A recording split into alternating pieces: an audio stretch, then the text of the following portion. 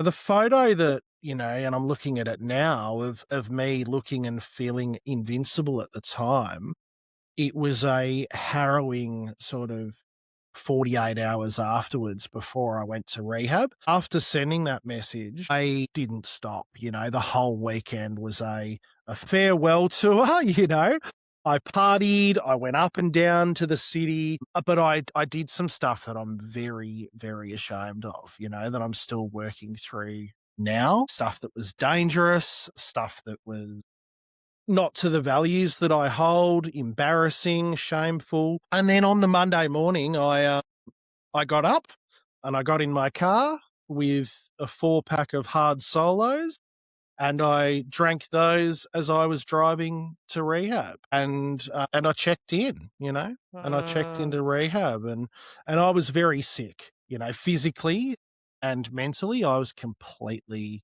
a shell of a person. yeah. So that's the story of the photo. Wow. It's so crazy, Mm, isn't it? Like, it just makes me think about how many photos, we're in the festive season at the moment. It's Christmas, New Year's, summer holidays. mm. Looking at how many photos go up online, and I just have a different lens these days, and I can see almost, like you said, the turmoil behind the smile in a lot of these photos for people presenting one version of themselves, looking like they're having the greatest time. But what you're not seeing on social media is the fight that they have with their partner when they get home, the lies that they've told, the behaviors that have played out while they've been out there drinking, living out of alignment with their values. It's I think a lot of people can resonate with that, whether you're in recovery or not. I think many of us have been there before, and it's just such an uncomfortable way to live life. So, I'm really Yeah. curious to know, what was the response when you sent that text message out? Look, I think in the text message, I sort of said, like, I don't need a response. Don't contact me. Like, leave me. Like, I've got to deal with this. And people did respond, and I've spoken to people since. But it was more or less a surrender that I have a problem. This wasn't my rock bottom. There were many along the way, but this was me reaching out and acknowledging that I had a problem. I've known for years that my drinking has been problematic. I've always Mm, been a blackout drunk. I've caused a lot of problems. I got a lot of shame and guilt around it. But I was able to manipulate myself out of those scenarios. I used to go like with my wife and family's encouragement, I went to rehab centers to meet, like the manager and do a tour around.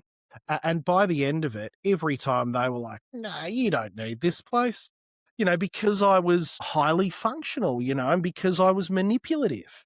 Um, mm. I used to go to AA meetings and stand up there and said, hi, I'm James. I drink too much. Yeah. I couldn't identify as an alcoholic. I now identify as an addict because, alcohol is a drug, and I believe I'm an addict to many other things, not just substance as well. So that's Mm, how I identify now. But the mm, what I found is I think when I reached out to other people to tell them that I had a problem, some of them were shocked because I was the life of the party guy, you know? I had a lot of things, shiny things, nice things, kids in private school. Like there was a lot of good stuff going on from the outside. mm, Inside of me, I didn't want to die, but I certainly didn't want to live anymore. I was mm. very, very hopeless inside. And yeah, I was not enjoying my life despite everything that I had. And people, reached out with empathy and kindness and love. But it wasn't until I got in the rooms and in fellowship that was where I really felt heard and seen and saw the similarities with others seeking recovery.